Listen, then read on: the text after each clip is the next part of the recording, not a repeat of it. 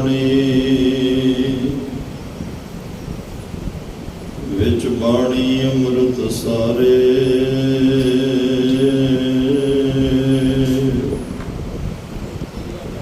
ਗੁਰਬਾਣੀ ਕਹੈ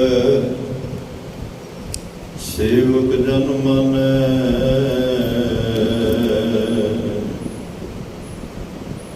ਪ੍ਰਤੱਖ ਗੁਰੂ ਨਿਸਤਾਰੇ। ਬਾਣੀ ਬਿਰਲੋ ਵਿਚਾਰਸੀ, ਜੇ ਕੋ ਗੁਰਮੁਖ ਹੋਏ। ਇਹ ਬਾਣੀ ਮਹਾਂਪੁਰਖ ਕੀ, ਨਿਜ ਘਰ ਵਾਸਾ ਹੋਏ। ਤੇਰੇ ਕਵਨ ਕਵਨ ਗੁਣ ਕਹਿ ਕਹਿ ਗਾਵਾਂ, ਤੂੰ ਸਾਹਿਬ ਗੁਣੀ ਨਿਧਾਨਾ। ਤੁਮਰੀ ਮਹਿਮਾ ਵਰਨ ਨਾ ਸਕੋ, ਤੂੰ ਠਾਕੁਰ ਊਚ ਭਗਵਾਨਾ। ਨਾ ਪਹੁੰਚਤੀ ਸਤੀ ਨਹੀਂ ਪੜਿਆ,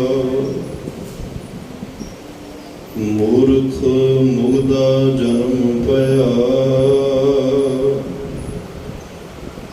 ਪ੍ਰਣਵਤ ਨਾਨਕ ਤਿਨ ਕੀ ਸ਼ਰਣਾ, ਜਿਨ ਤੋਂ ਨਾਹੀ ਵਿਸਰਿਆ। ਅਗਮ ਅਗੋਚਰ ਸਚ ਸਾਹਿਬ ਮੇਰਾ,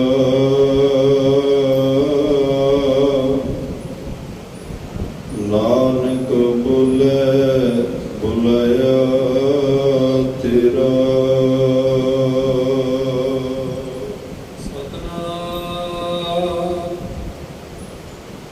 ਸ੍ਰੀ ਵਾਹਿਗੁਰੂ ਸਾਹਿਬ ਜੀ। ਨਾਮ ਨਾਵਣ ਨਾਮ ਰਸ ਖਾਣ, ਹਰ ਭੋਜਨ ਨਾਮ ਰਸ। ਸਦਾ ਚਾਇ ਮੁਖ ਮਿਸ਼ਟ ਬਾਣੀ, ਧਨ ਸਤਿਗੁਰ ਸੇਵਿਓ।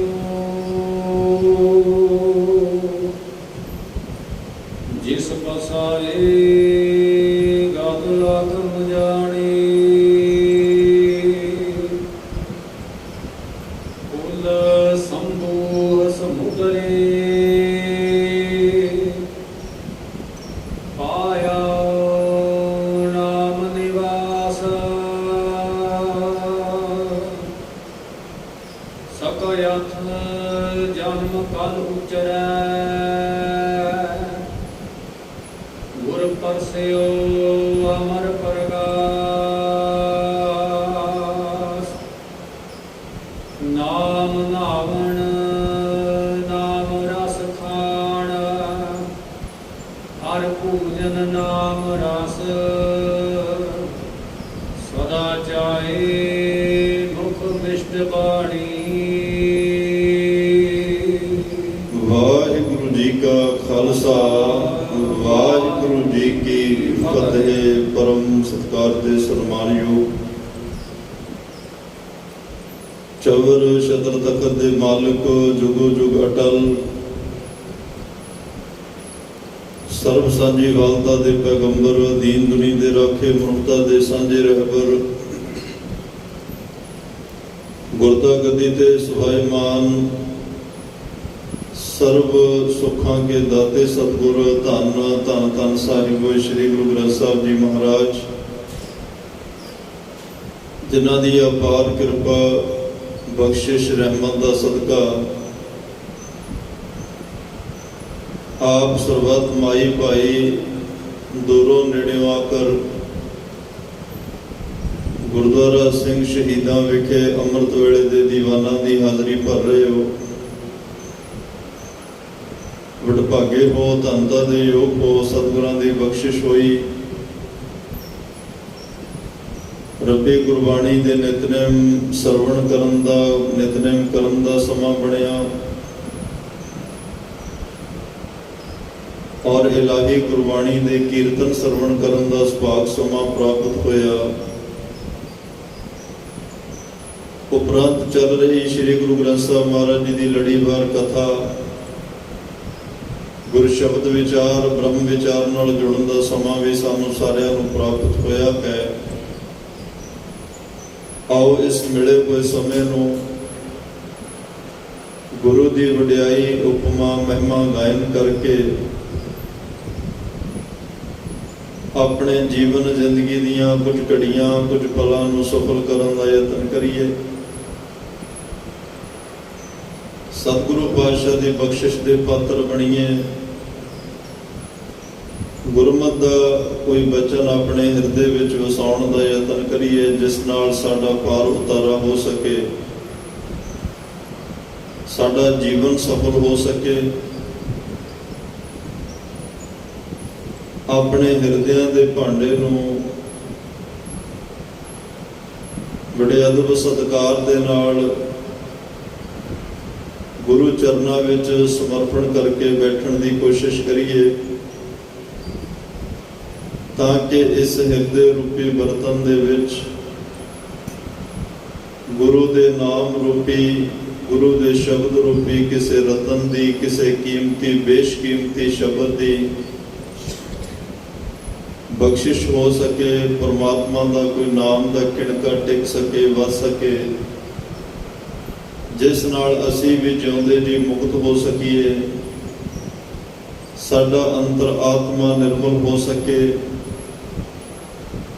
ਔਰ ਮੁੱਖ ਉਜਲਾ ਲੈ ਕੇ ਅਸੀਂ ਗੁਰੂ ਦੇ ਦਰਬਾਰ ਵਿੱਚ ਪਹੁੰਚ ਸਕੀਏ।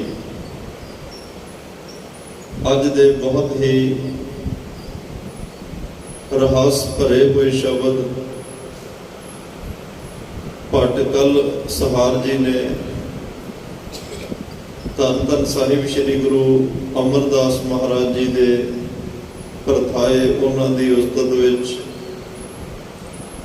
ਉਹਨਾਂ ਦੀ ਵਡਿਆਈ ਵਿੱਚ, ਉਹਨਾਂ ਦੀ ਮਹਿਮਾ ਗਾਇਨ ਕਰਦੇ ਹੋਏ ਉਚਾਰਨ ਕੀਤੇ ਨੇ। ਪਰਥਾਏ ਸਾਖੀ ਮਹਾਂਪੁਰਖ ਬੋਲਦੇ, ਸਾਂਝੀ ਸਗਲ ਜਹਾਨੇ। ਕੋਈ ਬਚਨ ਕਿਸੇ ਜਗ੍ਹਾ, ਕਿਸੇ ਖਾਸ ਮਕਸਦ, ਕਿਸੇ ਪਰਥਾਏ ਉਚਾਰਿਆ ਗਿਆ, ਪਰ ਉਸ ਬਚਨ ਦਾ ਭਾਵ, ਅਰਥ, ਉਸ ਬਚਨ ਦਾ ਉਪਦੇਸ਼ ਜਿਹੜਾ ਹੈ ਉਹ ਜੁਗਾਂ ਜੁਗੰਤਰਾਂ ਤੱਕ ਸਰਬ ਸਾਂਝੀ ਵਾਲਤਾ ਲਈ, ਸਗਲ ਜਹਾਨ ਸੰਸਾਰ ਵਾਸਤੇ ਹੁੰਦਾ ਹੈ। ਜਿਹੜਾ ਵੀ ਇਹ ਬਚਨਾਂ ਨੂੰ ਕੋਈ ਗਾਵੇ, ਕੋ ਸੁਣੇ, ਹਰਨਾਮਾ ਚਿਤ ਲਾਏ। ਕੋਈ ਗਾਵੇਗਾ, ਕੋਈ ਸੁਣੇਗਾ, ਕੋਈ ਪੜ੍ਹੇਗਾ, ਕੋਈ ਵਿਚਾਰੇਗਾ, ਉਹਨੂੰ ਇਹੀ ਅਹਿਸਾਸ ਹੋਏਗਾ ਵੀ ਇਹ ਸਤਿਗੁਰੂ ਮੈਨੂੰ ਕਹਿ ਰਹੇ ਨੇ, ਇਹ ਉਪਦੇਸ਼ ਮੇਰੇ ਵਾਸਤੇ ਹੈ, ਇਹ ਮਹਾਨ ਗਿਆਨ ਮੇਰੇ ਲਈ ਦਿੱਤਾ ਗਿਆ ਹੈ। ਜਿਨ੍ਹਾਂ ਨੂੰ ਇਸ ਗੱਲ ਦੀ ਸਮਝ ਆ ਜਾਂਦੀ ਹੈ, ਫਿਰ ਉਹਨਾਂ ਦਾ ਜਿਹੜਾ ਰਸ ਹੈ ਗੁਰਬਾਣੀ ਵਿੱਚ ਹੋਰ ਵੀ ਪੜ੍ਹਨ ਲੱਗਿਆਂ, ਸੁਣਨ ਲੱਗਿਆਂ ਬਣਦਾ ਹੈ ਔਰ ਮਨ ਵਿੱਚ ਵਾਰ-ਵਾਰ ਚਾਹ ਪੈਦਾ ਹੁੰਦਾ ਕਿ ਬਾਣੀ ਹੋਰ ਪੜ੍ਹਾਂ, ਜਿੰਨੀ ਕੁ ਪੜ੍ਹਾਂ ਉਹਨੂੰ ਸਮਝਾਂ, ਉਹਨੂੰ ਵਿਚਾਰਾਂ, ਉਹਦੇ ਅਰਥ ਬੋਧ ਸਮਝਾਂ, ਉਹਦਾ ਭੇਦ ਕੀ ਹੈ, ਉਸ ਭੇਦ ਨੂੰ ਸਮਝਾਂ। ਫਿਰ ਅੰਦਰ ਹੋਰ ਜਿਗਿਆਸਾ ਪੈਦਾ ਹੋ ਜਾਂਦੀ ਹੈ। ਸੋ ਇਸ ਲਈ ਸਤਿਗੁਰੂ ਕਿਰਪਾ ਕਰਨ, ਸਾਡੀ ਸਾਰਿਆਂ ਦੀ ਇਹੋ ਜਿਹੀ ਭਾਵਨਾ ਬਣੇ, ਤਾਂ ਕਿ ਸਾਡੇ ਘਰ ਵਿੱਚ ਇਹ ਪਏ ਹੋਏ ਵਡਮੁੱਲੇ ਗਿਆਨ ਨੂੰ ਅਸੀਂ ਪਿਓ ਦਾਦੇ ਕਾ ਕੋਲ ਡਿਠਾ ਖਜ਼ਾਨਾ, ਤੋ ਮੇਰੇ ਮਨ ਭਇਆ ਨਿਦਾਨਾ, ਖਾਬ ਹੋ ਖਰਚੋ ਰਲ ਮਿਲ ਭਾਈ, ਤੋੜ ਨਾ ਆਵੇ ਵੱਧ ਹੋ ਜਾਈ। ਇਸ ਪਿਓ ਦਾਦੇ ਗੁਰੂ ਸਾਹਿਬਾਨਾਂ ਦੇ ਖਜ਼ਾਨੇ ਨੂੰ ਸਮਝ ਸਕੀਏ ਤੇ ਆਪਣੇ ਜੀਵਨ ਦਾ ਪੰਧ ਜਿਹੜਾ ਉਹ ਸੁਹਿਲਾ ਕਰ ਸਕੀਏ। ਅੱਜ ਦੇ ਮੁਬਾਰਕ ਬਚਨਾਂ ਦੇ ਵਿੱਚ, ਕਿਉਂਕਿ ਗੁਰਮਤਿ ਹਰ ਵਾਰ ਗੱਲ ਨਵੀਂ, ਨਵੇਕਲੀ ਔਰ ਵਿਲੱਖਣਤਾ ਵਾਲੀ ਕਰਦੀ ਹੈ। ਸਾਰੇ ਧਰਮ ਸਤਿਕਾਰਯੋਗ ਨੇ। ਸਾਰਿਆਂ ਨੂੰ ਜਿਹੜਾ ਵੀ ਕੋਈ ਇਨਸਾਨ ਜਿਸ ਧਰਮ ਵਿੱਚ ਪੈਦਾ ਹੋਇਆ ਜਾਂ ਜਿਹਨੇ ਧਰਮ ਤਬਦੀਲ ਵੀ ਕੀਤਾ, ਉਹਦੀ ਆਪਣੀ ਭਾਵਨਾ ਹੈ, ਆਪਣੀ ਆਜ਼ਾਦ ਉਹਦੀ ਹਸਤੀ ਹੈ, ਕੋਈ ਵੀ ਨਿਰਣਾ ਲੈ ਸਕਦਾ, ਉਹਨੂੰ ਮੁਬਾਰਕ। ਪਰ ਸਤਿਗੁਰੂ ਪਾਤਸ਼ਾਹ ਨੇ ਜਿਹੜੀ ਸਾਨੂੰ ਵਿਚਾਰਧਾਰਾ ਦਿੱਤੀ, ਜੋ ਸਾਨੂੰ ਗਿਆਨ ਦਿੱਤਾ, ਜੋ ਇੱਕ ਪੰਥ ਰਸਤਾ ਬਣਾ ਕੇ ਦਿੱਤਾ ਪ੍ਰਮਾਤਮਾ ਦੇ ਘਰ ਨੂੰ ਜਾਣ ਲਈ, ਬੜਾ ਸੌਖਾ ਹੈ, ਬੜਾ ਸਾਫ਼ ਔਰ ਸੁਥਰਾ ਹੈ,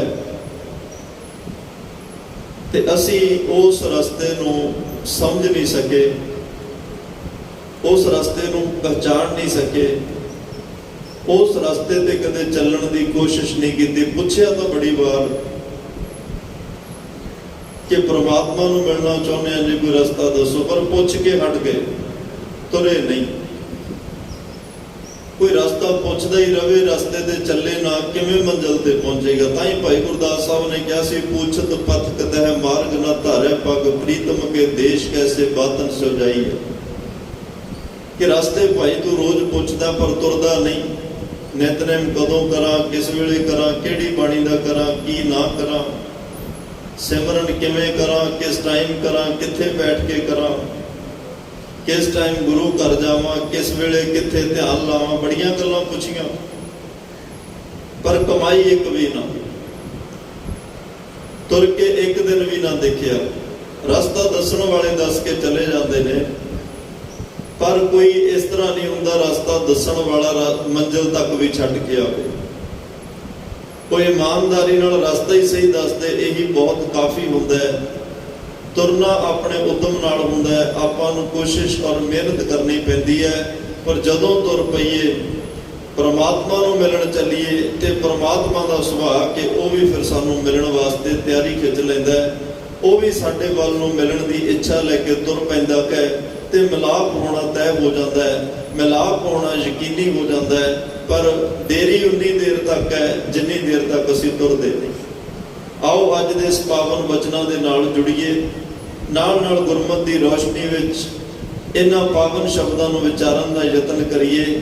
ਭਟਕਲ ਸਹਾਰ ਜੀ ਧੰਨ ਗੁਰੂ ਅਮਰਦਾਸ ਸਾਹਿਬ ਸੱਚੇ ਪਾਤਸ਼ਾਹ ਜੀ ਦੀ ਉਸਤਤ ਵਿੱਚ, ਜਿਹੜਾ ਅੱਜ 8ਵਾਂ ਸਵਈਆ ਹੈ, 22 ਸਵਈਏ ਕੁੱਲ ਨੇ ਮਹਾਰਾਜ ਦੀ ਉਸਤਤ ਵਿੱਚ, ਅੱਜ 8ਵੇਂ ਸਵਈਏ ਦੀ ਵਿਚਾਰ ਹੈ। ਆਓ ਮਨ ਚਿਤ ਬਿਰਤੀਆਂ ਇਕਾਗਰ ਕਰਕੇ ਇਹਨਾਂ ਪਾਵਨ ਬਚਨਾਂ ਨਾਲ ਜੁੜਨ ਦਾ ਯਤਨ ਕਰੀਏ ਜੀ। ਨਾਮ ਨਾਵਣ ਨਾਮ ਰਸ ਖਾਣ, ਹਰ ਭੋਜਨ ਨਾਮ ਰਸ,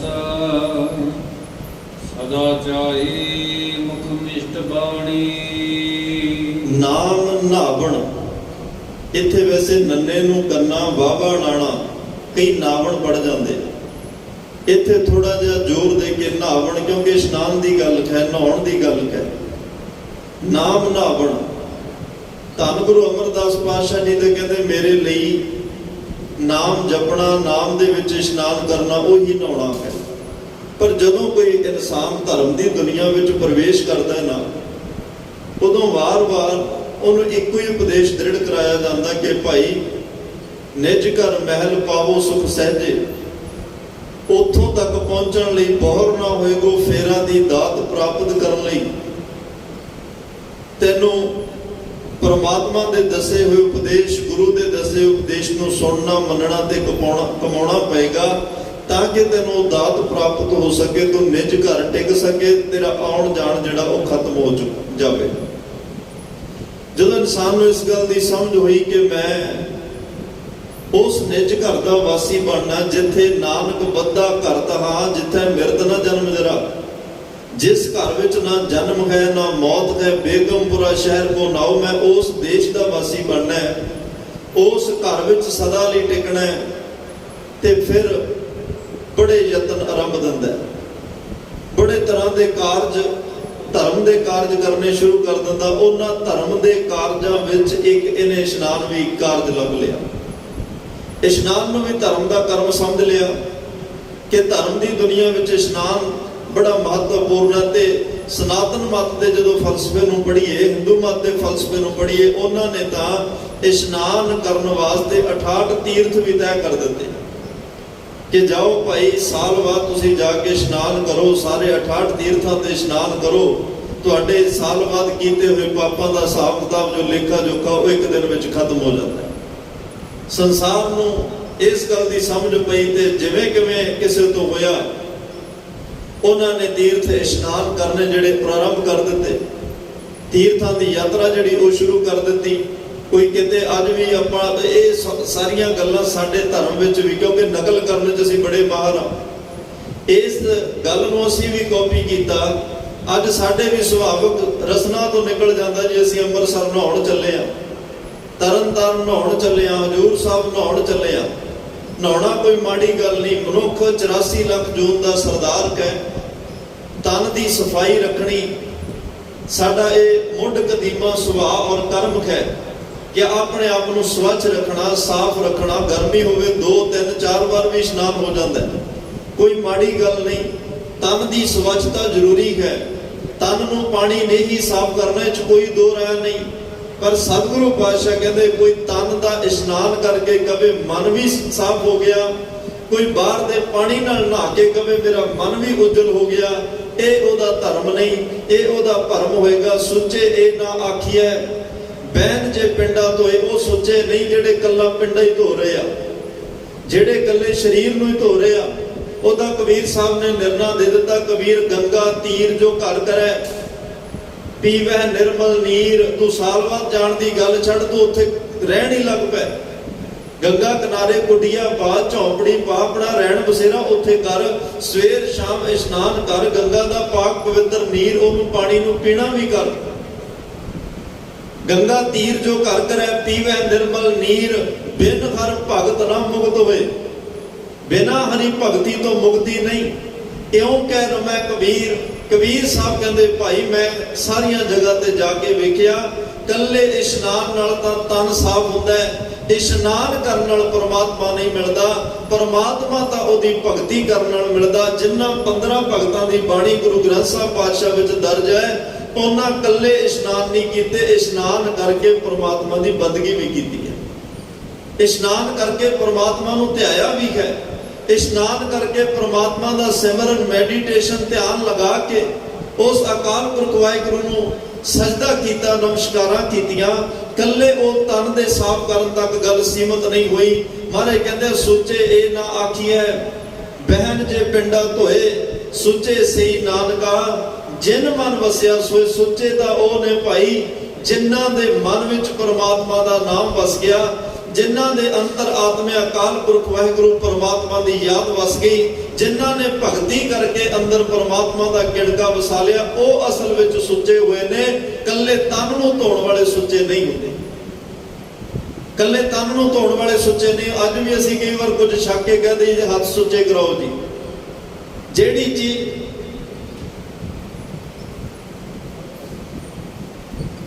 ਜਿਹੜਾ ਵਾਰ-ਵਾਰ ਸੁੱਚਾ ਕਰਨਾ ਪਵੇ, ਉਹ ਸੁੱਚਾ ਕਿਵੇਂ ਹੋ ਸਕਦਾ? ਇੱਥੇ ਤਾਂ ਮਾਤਾ ਝੂਠੀ, ਪਿਤਾ ਵੀ ਝੂਠਾ, ਝੂਠੇ ਹੀ ਫਲ ਲਾਗੇ, ਆਵਹਿ ਝੂਠੇ ਜਾਵਹਿ ਝੂਠੇ, ਝੂਠੇ ਮਰੇ ਭਾਗੇ। ਪਾਤਸ਼ਾਹ ਕਹਿੰਦੇ ਇੱਥੇ ਕਹੋ ਰੇ ਪੰਡਤ ਕਵਨ ਸੁੱਚਾ ਥਾਓ, ਕਿਹੜੀ ਥਾਂ ਸੁੱਚੀ ਹੈ?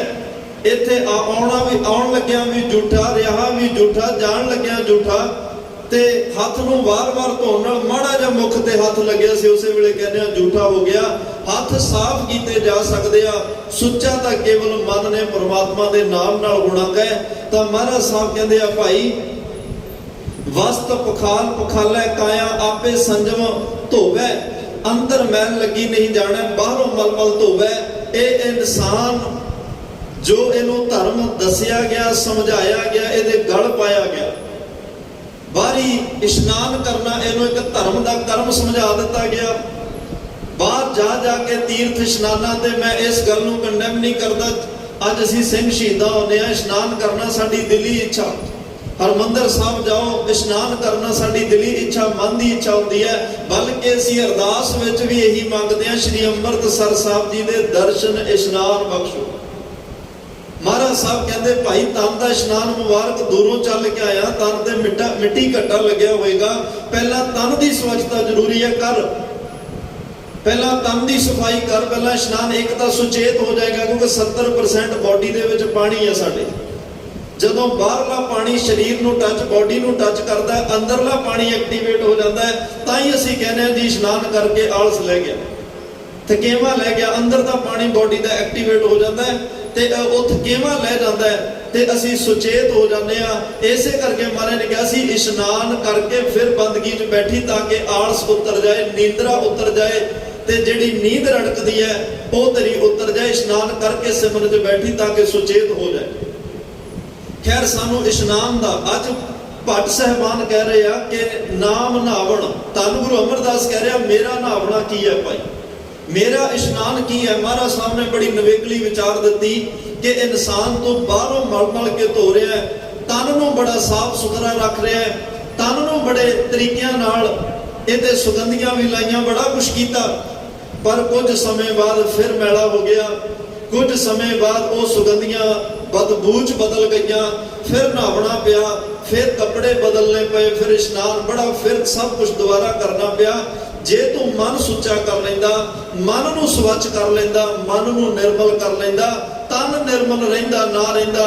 ਵੈਸੇ ਤਾਂ ਧਰਮ ਦੀ ਦੁਨੀਆ ਵਿੱਚ ਚੱਲਣ ਵਾਲੇ ਲੋਕਾਂ ਨੇ ਤਨ ਨੂੰ ਨਿਰਮਲ ਕਰਨ ਲਈ, ਕਿਸੇ ਨੇ ਨਿਰਮਲ ਕਰਨ ਲਈ ਇਸ਼ਨਾਨ ਦਾ ਰਸਤਾ ਚੁਣਿਆ। ਉਹ ਕਹਿੰਦੇ 100 ਘੜਾ ਦਾ ਇਸ਼ਨਾਨ ਜਲ ਨਾਲ ਕਰਕੇ ਫਿਰ ਹੀ ਅਸੀਂ ਬੰਦਗੀ 'ਚ ਬੈਠਾਂਗੇ।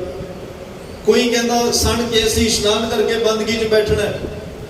ਕੋਈ ਜਲ ਧਾਰੀ ਸਿਰ 'ਚ ਪਾਣੀ ਦੀ ਧਾਰ ਵਾਰ-ਵਾਰ ਪਾ ਰਿਹਾ, ਉਹ ਕਹਿੰਦੇ ਇਹੀ ਬੰਦਗੀ, ਇਹੀ ਪਰਮਾਤਮਾ ਨੂੰ ਮਿਲਣ ਦਾ ਰਸਤਾ ਹੈ। ਪਰ ਕਈ ਲੋਕਾਂ ਨੇ ਘਰ ਪਰਿਵਾਰ ਸਭ ਕੁਝ ਛੱਡ ਕੇ ਜੰਗਲਾਂ ਬੇਲਿਆਂ 'ਚ ਜਾਣਾ ਵੀ ਰੱਬ ਦੀ ਪ੍ਰਾਪਤੀ ਸਮਝ ਲਿਆ। ਕਿਸੇ ਨੇ ਪੁੱਠਾ ਲਟਕਣਾ ਰੱਬ ਦੀ ਪ੍ਰਾਪਤੀ ਸਮਝ ਲਿਆ। ਇੱਥੋਂ ਤੱਕ ਜਿਹੜਾ ਇਹ ਮਨੁੱਖਾ ਜਾਮਾ 84 ਲੱਖ ਦਾ ਸਿਕਦਾਰ, ਸਭ ਤੋਂ ਉੱਤਮ ਜਨਮ ਸੋ ਮਾਨਸ ਦੇਈ, ਸਭ ਤੋਂ ਉੱਤਮ ਸੀ, ਸੋਹਣਾ ਸੀ, ਉਹਨੂੰ ਸਵਾਬ ਮੰਨ ਲਈ, ਕਰੂਪ ਕਰ ਲਿਆ ਤੇ ਇਹ ਸਰੀਰ ਨੂੰ ਬਦ ਸ਼ਕਲ ਕਰ ਲਿਆ। ਪਾਤਸ਼ਾਹ ਕਹਿੰਦੇ ਭਾਈ ਬਾਹਰੋਂ ਵੀ ਨਿਰਮਲਤਾ ਜ਼ਰੂਰੀ ਹੈ ਤੇ ਅੰਦਰੋਂ ਗੁਰਮਤਿ। ਫਿਰ ਨਵੀਂ ਗੱਲ, ਧੰਨ ਗੁਰੂ ਅਮਰਦਾਸ ਸਾਹਿਬ ਦੀ ਵਡਿਆਈ 'ਚ ਆਪਾਂ ਬੈਠੇ ਆ ਸਾਰੇ। ਗੁਰੂ ਅਮਰਦਾਸ ਮਹਾਰਾਜ ਨੇ ਸਾਡੀ ਝੋਲੀ ਵਿੱਚ ਮੁਬਾਰਕ ਬਚਨ ਪਾਏ ਕਿ ਤਨ ਨੂੰ ਐਵੇਂ ਨਹੀਂ ਦੁੱਖ ਦੇਣੇ, ਐਵੇਂ ਕਸ਼ਟ ਨਹੀਂ ਦੇਣੇ, ਇਸ ਤਨ ਦੀ ਐਵੇਂ ਨਰਾਦਰੀ ਨਹੀਂ ਕਰਨੀ, ਇਹਨੂੰ ਸਵੱਛ ਰੱਖੋ, ਇਹਦੇ ਤੇ ਸਵਾਹ ਮਲਣੀ। ਕਿਹੜਾ ਧਰਮ ਇਜਾਜ਼ਤ ਦਿੰਦਾ ਹੈ? ਰੱਬ ਨੇ ਕਦੋਂ ਕਿਹਾ ਵੀ ਪਿੰਡੇ ਤੇ ਸਵਾਹ ਮਲ ਮੈਂ ਤੈਨੂੰ ਫਿਰ ਮਿਲਾਂਗਾ? ਰੱਬ ਨੇ ਕਦੋਂ ਕਿਹਾ ਤੂੰ ਪੁੱਠਾ ਲੜਕ ਮੈਂ ਤੈਨੂੰ ਫਿਰ ਮਿਲਾਂਗਾ? ਪਰਮਾਤਮਾ ਨੇ ਕਦੋਂ ਕਿਹਾ ਤੂੰ ਜਲ ਧਾਰੇ ਕਰ, ਤੂੰ ਜੰਗਲਾਂ ਬੇਲਿਆਂ 'ਚ ਜਾ ਕੇ ਬੈਠ, ਤੈਨੂੰ ਫਿਰ ਪ੍ਰਾਪਤੀ ਹੋਏਗੀ? ਪਰਮਾਤਮਾ ਦਾ ਕਹਿੰਦੇ ਭਾਈ ਤੇਰੇ ਅੰਦਰ ਬੈਠਾ, ਅੰਦਰ ਵੇਖ, ਤੈਨੂੰ ਅੰਦਰੋਂ ਹੀ ਮਿਲ ਪਵਾਂ। ਦਿਲ ਮੈਂ ਖੋਜ ਦਿਲੇ ਦਿਲ ਖੋਜੋ, ਇਹੀ ਠੌਰ ਮੁਕਾਮਾ, ਅੰਦਰ ਤੂੰ ਧਿਆਨ ਦੇ, ਤੇਰੇ ਅੰਦਰੋਂ ਹੀ ਸਾਰੀ ਦਾਤ ਤੈਨੂੰ ਪ੍ਰਾਪਤ ਹੋ ਜਾਣੀ ਹੈ। ਤੇ ਗੁਰਮਤਿ ਨੇ ਕਿਹਾ ਅੰਦਰ ਦੀ ਨਿਰਮਲਤਾ ਵੀ ਜ਼ਰੂਰੀ ਹੈ, ਬਾਹਰ ਦੀ ਨਿਰਮਲਤਾ ਵੀ ਜ਼ਰੂਰੀ ਹੈ। ਇਹ ਨਹੀਂ ਕਿ ਬਾਹਰੋਂ ਸਾਫ਼ ਤੇ ਅੰਦਰ ਮੈਲ ਹੋਵੇ। ਮਨ ਮੈਲੇ ਤਾਂ ਸਭ ਕੁਝ ਮੈਲਾ। ਜੇ ਮਨ ਸਵੱਛ ਨਹੀਂ, ਮਨ ਮੈਲਾ, ਤੇ ਤੇਰਾ ਸਾਰੇ ਕਰਮ ਧਰਮ ਸਭ ਕੁਝ ਮੈਲੇ ਨੇ। ਜਿੰਨੀ ਦੇਰ ਤੱਕ ਮਨ ਮੈਲਾ ਹੋਏਗਾ, ਸਾਡੀ ਵਿਚਾਰ ਨਿਰਮਲ ਹੋ ਜਾਏ, ਇਹ ਸਵਾਲ ਹੀ ਪੈਦਾ ਨਹੀਂ ਹੁੰਦਾ। ਜਿੰਨੀ ਦੇਰ ਤੱਕ ਮਨ ਮੈਲਾ ਹੈ, ਸਾਡੇ ਧਰਮ ਦੇ ਕਰਮ ਸਵੱਛ ਹੋ ਜਾਣ, ਇਹ ਹੋ ਹੀ ਨਹੀਂ ਸਕਦਾ। ਜਿੰਨੀ ਦੇਰ ਤੱਕ ਸਾਡਾ ਮਨ ਮੈਲਾ ਹੈ, ਸਾਡੀ ਨਿਗਾਹ ਸਾਫ਼ ਹੋ ਜਾਏ, ਇਹ ਹੋ ਹੀ ਨਹੀਂ ਸਕਦਾ। ਜਿੰਨੀ ਦੇਰ ਤੱਕ ਸਾਡਾ ਮਨ ਮੈਲਾ ਹੈ, ਅਸੀਂ ਗੁਰਬਾਣੀ ਚੰਗਾ ਕੋ ਸੁਣ ਲਈਏ, ਤੇ ਨਹੀਂ ਹੋ ਸਕਦਾ। ਜਦੋਂ ਮਨ ਦੀ ਮੈਲ ਉਤਰਦੀ ਹੈ, ਫਿਰ ਮਿੱਠੀ ਲੱਗੇ ਗੁਰ ਕੀ ਬਾਣੀ। ਫਿਰ ਮਹਾਰਾਜ ਕਹਿੰਦੇ ਬਾਣੀ ਮਿੱਠੀ ਲੱਗਣ ਲੱਗ ਪੈਂਦੀ ਹੈ। ਗੁਰੂ ਦੀ ਵਡਿਆਈ ਉਪਮਾ ਸੁਣਨ ਨੂੰ ਮਨ ਕਰਦਾ ਹੈ, ਵਾਰ-ਵਾਰ ਮਨ ਕਰਦਾ ਹੈ। ਜਦੋਂ ਮਨ ਸਵੱਛ ਹੋਣਾ ਸ਼ੁਰੂ ਹੋ ਜਾਂਦਾ ਹੈ, ਇਸ ਲਈ ਤਨ ਦੀ ਨਿਰਮਲਤਾ ਵੀ ਜ਼ਰੂਰੀ ਹੈ ਤੇ ਮਨ ਦੀ ਨਿਰਮਲਤਾ ਵੀ ਜ਼ਰੂਰੀ ਹੈ। ਪਹਿਲਾਂ ਤਨ ਸਾਫ਼ ਕਰ, ਜਿਹਨੂੰ ਮਹਾਰਾਜ ਨੇ ਕਿਹਾ ਕਰ ਇਸ਼ਨਾਨ ਸਿਮਰ ਪ੍ਰਭ ਆਪਣਾ। ਪਹਿਲਾਂ ਇਸ਼ਨਾਨ ਕਰ, ਫਿਰ ਸਿਮਰ ਪ੍ਰਭ ਆਪਣਾ। ਕੱਲੇ ਇਸ਼ਨਾਨ ਕਰਕੇ ਨਾ ਮੁੜ ਜਾਈ, ਕੱਲਾ ਤਨ ਸਾਫ਼ ਕਰਕੇ ਨਾ ਮੁੜ ਜਾਈ। ਇਹ ਕੰਮ ਘਰੇ ਵੀ ਹੋ ਸਕਦਾ ਹੈ। ਉਸ ਤੋਂ ਬਾਅਦ ਜਿਹੜਾ ਜ਼ਰੂਰੀ ਕੰਮ ਹੈ ਸਿਮਰ ਪ੍ਰਭ ਆਪਣਾ, ਇਹ ਸਭ ਤੋਂ ਜ਼ਰੂਰੀ ਹੈ। ਗੁਰ ਸਤਿਗੁਰ ਕਾ ਜੋ ਸਿੱਖ ਅਖਾਏ ਸੋ ਭਲ ਕੇ ਉੱਠ ਖਰ ਨਾਮ ਧਿਆਵੇ। ਜਿਹੜਾ ਸਿੱਖ ਕਹਾਉਂਦਾ ਹੈ ਭਾਈ ਭਲ ਕੇ ਉੱਠ ਕੇ ਨਾਮ ਨਾਲ ਜੁੜਦਾ ਹੈ। ਗੁਰ ਸਤਿਗੁਰ ਕਾ ਜੋ ਸਿੱਖ ਅਖਾਏ ਸੋ ਭਲ ਕੇ ਉੱਠ ਹਰ ਨਾਮ ਧਿਆਵੇ। ਉਦਮ ਕਰੇ ਭਲ ਕੇ ਪ੍ਰਭਾਤੀ ਇਸ਼ਨਾਨ ਕਰੇ। ਇਸ਼ਨਾਨ ਦੀ ਗੱਲ ਕਿੱਥੇ ਜਾ ਕੇ ਆ ਰਹੀ ਆ? ਪਾਤਸ਼ਾਹ ਕਹਿੰਦੇ ਮਨ ਬਹਾਨੇ ਬਹੁਤ ਲਾਉਂਦਾ ਹੈ। ਮਨ ਆਲਸੀਆ ਉਗਲਾਨਾ, ਇਹ ਮਨ ਐਡਾ ਆਲਸੀ ਹੈ। ਕਦੇ ਵਕਤ ਸੀ ਗੁਰਸਿੱਖ ਕਈ ਕੋ ਅੰਮ੍ਰਿਤ ਵੇਲੇ ਉੱਠ ਕੇ ਖੂਹਾਂ ਤੇ ਜਾ ਕੇ ਡੋਲ ਖੜਕਾਉਣੇ, ਉਹਨਾਂ ਦਰਿਆਵਾਂ ਤੇ ਜਾ ਕੇ ਦਰਿਆਵਾਂ ਨਾਲ ਸਾਂਝ ਪਾਉਣੀ। ਤਾਂ ਹੀ ਮਹਾਰਾਜ ਨੇ ਕਿਹਾ ਤਿੰਨਾਂ ਦਰਿਆਵਾਂ ਸਿਓ ਦੋਸਤੀ। ਮਨਮੁਖ ਸੱਚਾ ਨਾਉ ਉਹ ਫਿਰ ਦਰਿਆਵਾਂ ਤੇ ਦੋਸਤੀ ਭਾਵੇਂ ਇਸ਼ਨਾਨ ਕਰਕੇ ਫਿਰ ਮਨ ਵਿੱਚ ਵੀ ਤੇ ਮੁਖ ਵਿੱਚ ਵੀ ਪ੍ਰਮਾਤਮਾ ਦਾ ਨਾਮ ਵਸਾਉਂਦੇ ਸਨ। ਅੱਜ ਤਾਂ ਬਾਥਰੂਮ ਵੀ ਅਸੀਂ ਕਮਰਿਆਂ ਨਾਲ ਅਟੈਚ ਕਰ ਲਏ, ਪਰ ਮਨ ਇੰਨਾ ਵਿਗੜ ਚੁੱਕਿਆ, ਇਹ ਕਹਿੰਦਾ 5 ਮਿੰਟ ਹੋਰ ਪੈ ਜਾ, 10 ਮਿੰਟ ਹੋਰ ਸੌਂ ਲਾ, ਅੱਧੇ ਘੰਟੇ ਨਾਲ ਕੀ ਫਰਕ ਪੈਂਦਾ। 3-4 ਵਜੇ ਤੋਂ ਅਲਾਰਮ ਵੱਜਦੇ ਉਹੀ 7 ਤੇ 8 ਵੱਜ ਜਾਂਦੇ ਆ, ਦਿਨ ਚੜ ਜਾਂਦਾ ਹੈ। ਫਿਰ ਫਟਾਫਟ ਕੀ ਉੱਥੇ ਇਸ਼ਨਾਨ ਤੇ ਕੀ ਉੱਥੇ ਨਿਤਨੇਮ, ਫੋਨ ਖੜਕਣੇ ਸ਼ੁਰੂ ਹੋ ਜਾਂਦੇ ਆ, ਸਾਰਾ ਕੁਝ ਉਹ ਡਿਸਟਰਬ ਮਾਰੇ। ਕਹਿੰਦੇ ਅੰਮ੍ਰਿਤ ਵੇਲਾ ਤੈਨੂੰ ਇਸੇ ਕਰਕੇ ਦਿੱਤਾ ਹੈ ਭਾਈ, ਉਸ ਵੇਲੇ ਨੀਂਦ ਪੂਰੀ ਹੋ ਚੁੱਕੀ ਹੁੰਦੀ ਹੈ, ਉਸ ਵੇਲੇ ਭੁੱਖ ਨਹੀਂ ਹੁੰਦੀ, ਉਸ ਵੇਲੇ ਬਾਹਰ ਵਾਤਾਵਰਨ ਜਿਹੜਾ ਕਾਇਨਾਤ ਉਹ ਸ਼ਾਂਤ ਹੁੰਦੀ ਹੈ, ਉਸ ਵੇਲੇ ਆਵਾਜਾਈ ਦਾ ਕੋਈ ਕਿਸੇ ਤਰ੍ਹਾਂ ਦੀ ਆਵਾਜ਼ ਨਹੀਂ ਆਉਂਦੀ, ਸਾਰੇ ਲੋਕ ਕੋਈ ਸੁੱਤੇ ਨੇ, ਕੋਈ ਜਾਗ ਕੇ ਰੱਬ ਦੀ ਬੰਦਗੀ। ਤਾਂ ਤੈਨੂੰ ਉਹ ਸਮਾਂ ਦਿੱਤਾ ਵੀ ਉਸ ਵੇਲੇ ਇਸ਼ਨਾਨ ਕਰਕੇ ਪ੍ਰਮਾਤਮਾ ਦਾ ਸਿਮਰਨ ਕਰ ਲਾ, ਉਸ ਵੇਲੇ ਇਸ਼ਨਾਨ ਕਰਕੇ ਮੈਡੀਟੇਸ਼ਨ ਕਰ ਲਾ, ਧਿਆਨ ਵਿੱਚ ਜੁੜ ਜਾ, ਤਾਂ ਕਿ ਉਹ ਸ਼ਾਹ ਵੇਲੇ ਅੰਮ੍ਰਿਤ ਵੇਲੇ ਦਾ ਤੈਨੂੰ ਪੂਰਾ ਲਾਹਾ ਮਿਲ ਸਕੇ। ਪਰ ਉਸ ਵੇਲੇ ਨੀਂਦ ਨੇ ਇੰਨਾ ਜ਼ੋਰ ਪਾਇਆ, ਮਾੜੇ ਕਰਮਾਂ ਨੇ ਇੰਨਾ ਧੱਕਾ ਮਾਰਿਆ, ਉੱਠਦੇ 6-7 ਵੱਜ ਜਾਂਦੇ ਆ, ਤੇ ਫਿਰ ਉਹ ਨਹਾਉਣ ਹੋ ਜਾਂਦਾ, ਉਹ ਇਸ਼ਨਾਨ ਨਹੀਂ ਹੁੰਦਾ। ਇਸ਼ਨਾਨ ਤਾਂ ਉਹੀ ਹੈ ਜਿਹੜੀ ਮਰਿਆਦਾ ਮੁਤਾਬਕ ਸਾਨੂੰ ਅੰਮ੍ਰਿਤ ਵੇਲੇ ਜਾਗ ਕੇ ਇਸ਼ਨਾਨ ਕਰਕੇ ਸਿਮਰਨ ਵਿੱਚ ਜੁੜੀਏ। ਫਿਰ ਧੰਨ ਗੁਰੂ ਅਮਰਦਾਸ ਪਾਤਸ਼ਾਹ ਕਹਿੰਦੇ ਜੀਓ ਨਿਰਮਲ ਬਾਹਰੋਂ ਨਿਰਮਲ, ਬਾਹਰੋਂ ਤਾਂ ਨਿਰਮਲ ਜੀਓ ਨਿਰਮਲ, ਸਤਿਗੁਰ ਤੇ ਕਰਨੀ ਕਮਾਣੀ। ਇੱਥੇ ਇੱਕ ਇਕੱਲੇ ਤਨ ਦੀ ਗੱਲ ਨਹੀਂ ਤੇ ਇਕੱਲੇ ਮਨ ਦੀ ਵੀ ਗੱਲ ਨਹੀਂ। ਮਹਾਰਾਜ ਸਾਹਿਬ ਕਹਿੰਦੇ ਜੀਓ ਨਿਰਮਲ, ਜੀ ਆਤਮਾ ਨਿਰਮਲ ਹੋਵੇ, ਬਾਹਰੋਂ ਨਿਰਮਲ ਤਨ ਵੀ ਸਾਫ਼ ਹੋਵੇ, ਨਿਰਮਲ ਮੈਲ ਤੋਂ ਰਹਿਤ ਹੋਵੇ। ਬਾਹਰੋਂ ਤਾਂ ਨਿਰਮਲ ਜੀਓ ਨਿਰਮਲ, ਸਤਿਗੁਰ ਤੇ ਕਰਨੀ ਕਮਾਣੀ। ਕੂੜ ਕੀ ਸੋਏ ਪਹੁੰਚੈ ਨਾਹੀ, ਮਨ ਸਾ ਸੱਚ ਸਮਾਣੀ, ਮਨ ਸਾ ਸੱਚ ਸਮਾਣੀ। ਉਹ ਸੱਚ ਵਿੱਚ ਸਮਾਉਣਾ ਹੈ, ਸੱਚੇ ਨਾਮ ਨੂੰ ਧਿਆਉਣਾ ਹੈ, ਸੱਚੇ ਨਾਮ ਰਾਹੀਂ ਸੱਚੇ ਵਿੱਚ ਅਭੇਦ ਹੋਣਾ ਹੈ। ਜਨਮ ਰਤਨ ਜਿੰਨੀ ਖਟਿਆ, ਭਲੇ ਸੇ ਵਣਜਾਰੇ ਉਹ ਵਣਜਾਰੇ, ਉਹ ਵਪਾਰੀ ਭਲੇ ਨੇ, ਉਹ ਵਣਜਾਰੇ ਉਹ ਵਪਾਰੀ ਭਾਈ ਸਫਲ ਨੇ, ਜਿਨ੍ਹਾਂ ਨੇ ਇਸ ਜ਼ਿੰਦਗੀ ਦੇ ਵਿੱਚ ਰਹਿ ਕੇ ਨਾਮ ਰੂਪੀ ਰਤਨ ਦਾ ਲਾਹਾ ਖੱਟਿਆ ਗਿਆ, ਨਾਮ ਰੂਪੀ ਰਤਨ ਨੂੰ ਇਕੱਠਾ ਕੀਤਾ ਗਿਆ, ਨਾਮ ਰੂਪੀ ਰਤਨ ਦੀਆਂ ਨਾਲ ਆਪਣੀਆਂ ਜਿਹੜੀਆਂ ਝੋਲੀਆਂ ਭਰੀਆਂ ਨੇ, ਉਹਨਾਂ ਦਾ ਇਹ ਮਨੁੱਖਾ ਜੀਵਨ ਸਫਲ ਹੋ ਜਾਂਦਾ। ਜਨਮ ਰਤਨ ਜਿੰਨੀ ਖੱਟਿਆ, ਭਲੇ ਸੇ ਵਣਜਾਰੇ ਕਹਿ ਨਾਨਕ, ਜਿਨ ਮਨ ਨਿਰਮਲ ਸਦਾ ਰਹਿ ਗੁਰ ਨਾਲੇ। ਜਿਨ੍ਹਾਂ ਦਾ ਮਨ ਨਿਰਮਲ ਹੋ ਗਿਆ ਉਹ ਸਦੀਵ ਕਾਲ ਲਈ ਗੁਰੂ ਦੇ ਅੰਗ ਸੰਗ ਰਹਿੰਦੇ ਨੇ, ਗੁਰੂ ਉਹਨਾਂ ਦੇ ਅੰਗ ਸੰਗ ਰਹਿੰਦਾ ਹੈ। ਜਿਹਦਾ ਅੰਦਰੋਂ ਵੀ ਨਿਰਮਲ ਹੋਵੇ, ਬਾਹਰ ਵੀ ਨਿਰਮਲ ਹੋਵੇ, ਜਿਹੜੇ ਅੰਦਰੋਂ ਵੀ ਸਵੱਛ ਹੋ ਜਾਣ, ਬਾਹਰੋਂ ਵੀ ਸਵੱਛ ਹੋ ਜਾਣ। ਨਹੀਂ ਤਾਂ ਇੱਥੇ ਕੱਲੇ ਇਸ਼ਨਾਨ ਕਰ ਕਰਕੇ, ਕੱਲੇ ਇਸ਼ਨਾਨ ਕਰ ਕਰਕੇ ਉਮਰਾਂ ਲੰਘਾ ਦਿੱਤੀਆਂ, ਪ੍ਰਾਪਤੀ ਕੁਛ ਵੀ ਨਾ ਹੋਈ। ਕੱਲੇ ਨਹਾ ਕੇ ਤੀਰਥਾਂ ਤੇ ਜ਼ਿੰਦਗੀ ਦਾ ਸਮਾਂ ਲੰਘ ਗਿਆ, ਪਰ ਪ੍ਰਾਪਤੀ ਕੁਛ ਵੀ। ਜੇ ਇੰਨਾ ਹੀ ਸੌਖਾ ਹੁੰਦਾ ਵੀ 364 ਦਿਨ ਪਾਪ ਕਰੋ, ਜੋ ਮਰਜ਼ੀ ਕਰੋ, ਤੇ 365ਵੇਂ ਦਿਨ ਆ ਕੇ ਇਸ਼ਨਾਨ ਕਰੋ, ਲੇਖਾ ਜੋਖਾ ਬਰਾਬਰ, ਫਿਰ ਤਾਂ ਇੱਥੇ ਬੜਾ ਸੌਖਾ ਕੰਮ ਹੋ ਜਾਣਾ ਸੀ। ਦੁਨੀਆ ਨੂੰ ਕਿਸੇ ਦਾ ਡਰ ਨਹੀਂ ਸੀ ਰਹਿਣਾ, ਕਿਸੇ ਨੂੰ ਕਿਸੇ ਦਾ ਭੈ ਨਹੀਂ ਸੀ ਰਹਿਣਾ। ਇੰਨਾ ਪਾਪ, ਅਤਿਆਚਾਰ, ਜ਼ੁਲਮ, ਕਤਲਾਨਾ ਇਹ ਸਭ ਕੁਝ ਵੱਧ ਜਾਣਾ ਸੀ। ਕ੍ਰਾਈਮ ਇੰਨਾ ਵੱਧ ਜਾਣਾ ਸੀ ਜਿਹੜਾ ਸਰਕਾਰਾਂ ਨੂੰ ਵੀ ਸੰਭਾਲਣਾ ਔਖਾ ਹੋ ਜਾਣਾ ਸੀ। ਸਤਿਗੁਰੂ ਕਹਿੰਦੇ ਇੰਨਾ ਸੌਖਾ ਨਹੀਂ ਭਾਈ ਜਿੰਨਾ ਤੂੰ ਸਮਝਦਾ ਹੈ। ਤੀਰਥ ਤੇ ਨਹਾਉਣ ਨਾਲ ਤਨ ਸਾਫ਼ ਹੋ ਸਕਦਾ ਹੈ, ਪਰ ਜੇ ਮਨ ਨੂੰ ਸਾਫ਼ ਕਰਨਾ ਚਾਹੁੰਦਾ ਹੈ ਤਾਂ ਉਹਦੇ ਲਈ ਤੈਨੂੰ ਭਰੀ ਹੈ ਮਤ ਪਾਪਾਂ ਕੇ ਸੰਗ, ਉਹ ਧੋਪੈ ਨਾਵੇ ਕੇ ਰੰਗ। ਉਹ ਤਾਂ ਨਾਮ ਦੇ ਰੰਗ ਨਾਲ ਹੀ, ਪਰਮਾਤਮਾ ਦਾ ਨਾਮ ਜਪਿਆ ਹੀ ਮਨ ਨੇ ਸਾਫ਼ ਹੋਣਾ। ਤਨ ਤੇ ਧੋਤਿਆਂ ਇਹ ਮਨ ਨੇ ਨਿਰਮਲ ਨਹੀਂ ਹੋਣਾ।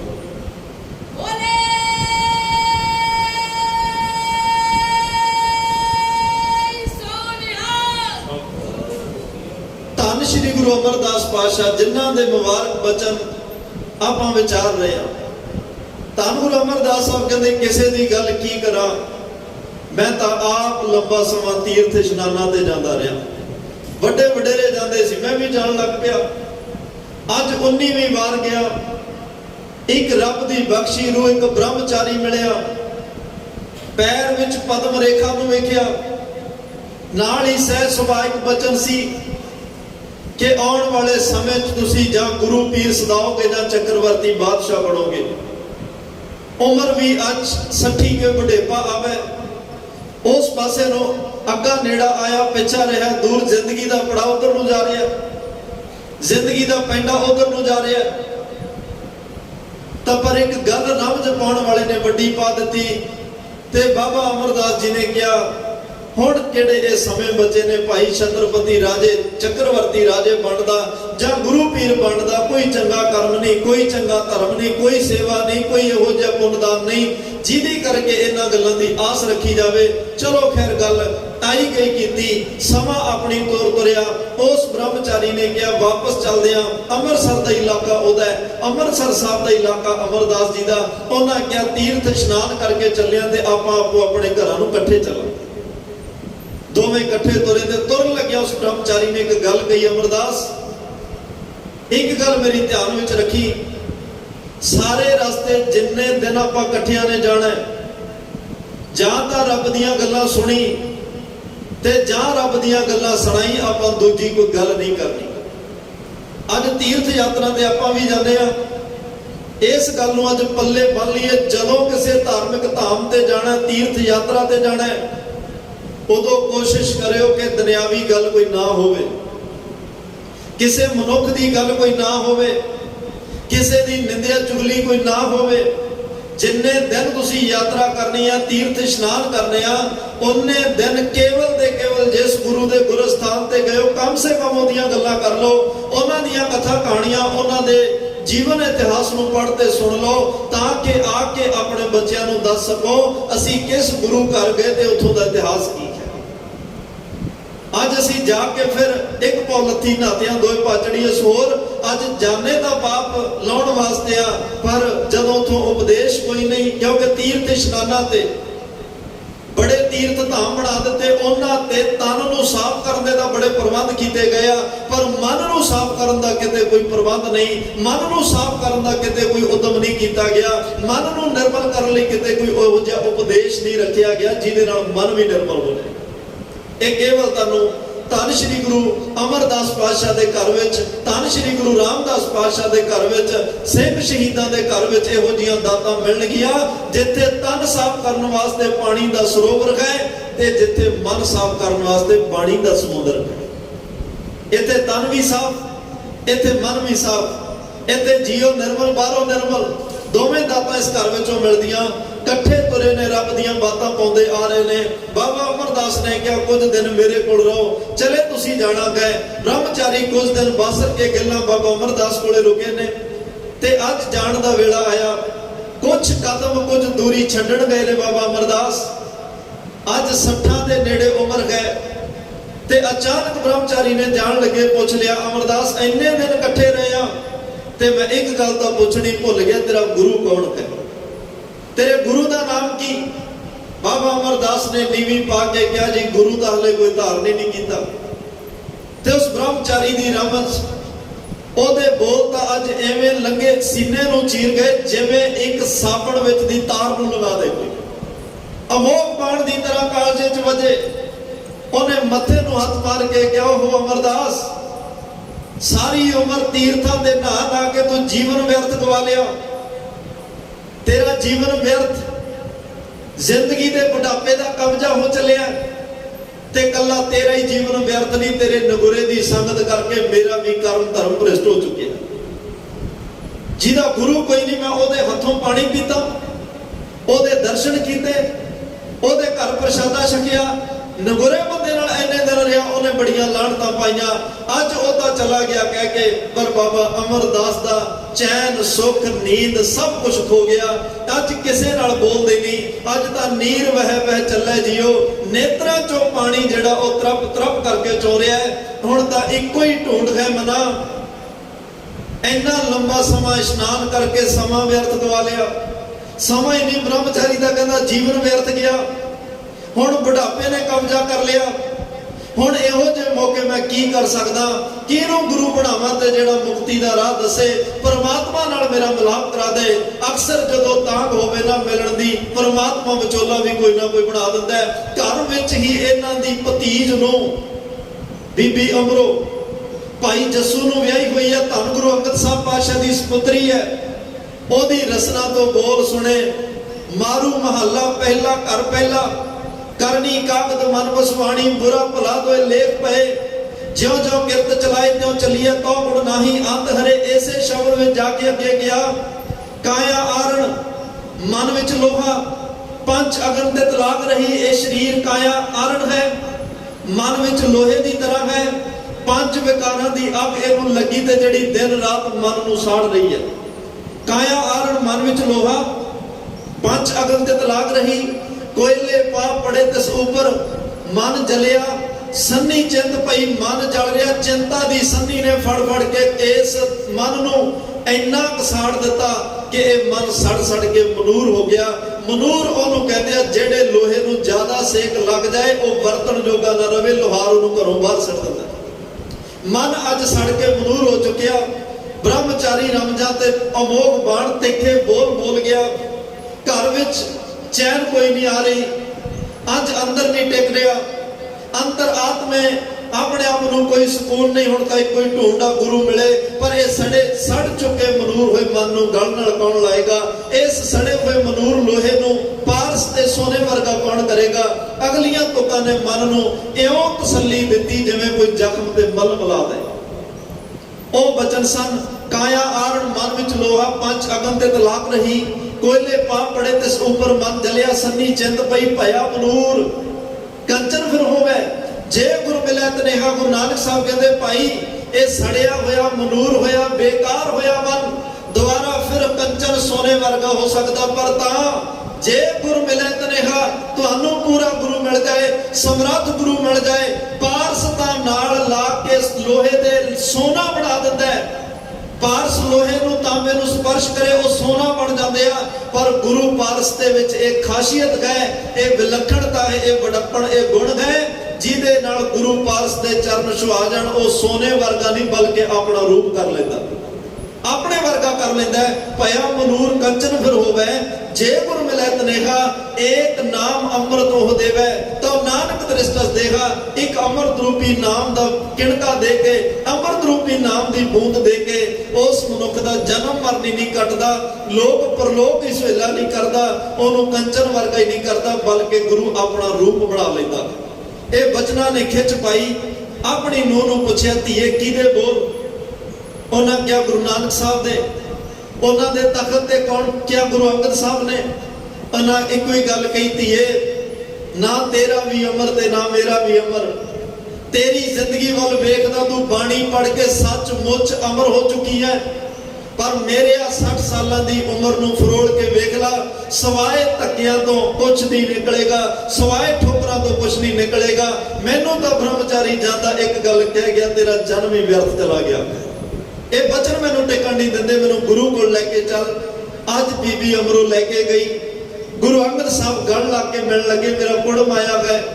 बाबा अमरदास ने कहा, नहीं नहीं गुरु अंगद साहब, अज कुड़म बन के नहीं, अज तेरे दर दा सेवक बन के आया, मैनू सेवक प्रवान कर लो।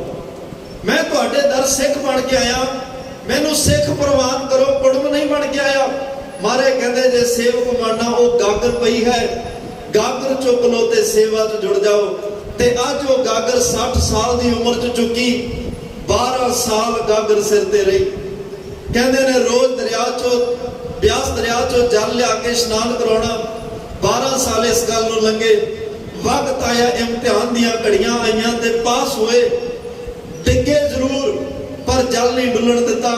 ते जमीन तो डिगियां नूं चुक के धन गुरु अंगद साहब ने तख्त ते बिठा के बाबा अमरदास जी नूं कहा सी, तेरा जन्म व्यर्थ।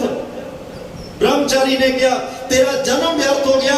अज गुरु अंगद साहब ने तख्त ते बिठा के बाबा अमरदास नूं धन गुरु अमरदास बना के इन्ने योग कर दिता। अमरदास तेरा ही जन्म व्यर्थ नहीं जाएगा, बल्कि जिहड़ा तेरे जन्म नाल जुड़ जाएगा जन्म ओदा भी व्यर्थ नहीं जाएगा, वो भी पार होएगा। दुनिया के जन्म सफले करने की ताकत बख्श दी। तख्त ते बैठे 22 साल गुरता गद्दी ते रहे। बेअंत वड्याइयां लमेरियां लम्मा इतिहास है, भले अमरदास गुण तेरे, तेरी उपमा तोहे बन आवे। गल चली इशनान तो नाम नहावन। गुरु अमरदास कहते मेरा नहावन किहो जिहा भाई? नाम है केवल, तीर्थ नहावन जाओ, तीर्थ नाम है। तीर्थां ते नहाउणा असल विच नहाउणा, नाम विच नहाउणा है।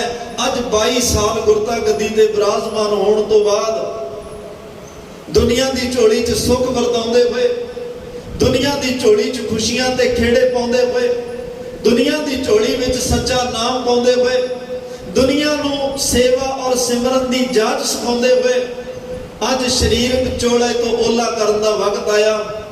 संमत 1631 भादरों की 15 तरीक आई ते सन 1574 2 दिन पहला परसों आपां विचारिया कि बाबा जेठा रामदास साहब जिन्हां नूं तखत ते सब विद मान्यो मन तब ही भयो प्रसन्न, राज जोग तखत दीन गुरु रामदास राज जोग दा तखत बख्श के धन गुरु रामदास बना दिता।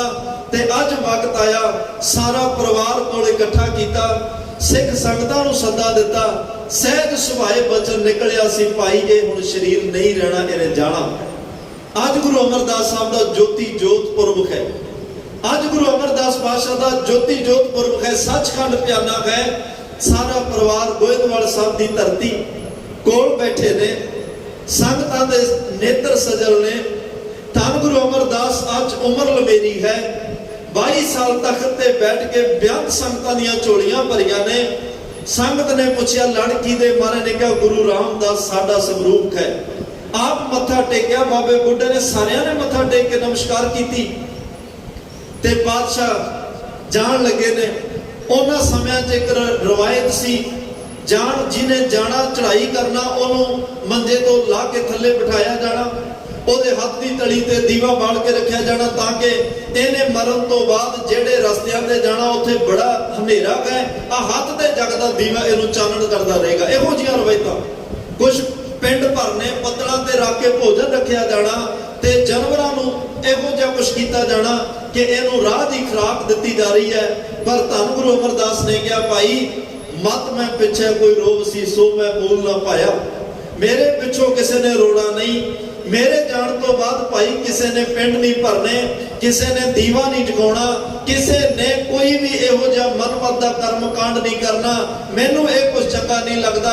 असल विच ये मौत नहीं, मैनू तो उस अकाल पुरख वाहिगुरू परमात्मा ने सरोपा दिता गया, वो सरोपा दे के बख्शिश दे के मैनू अपने घर विच लिजा रहा है।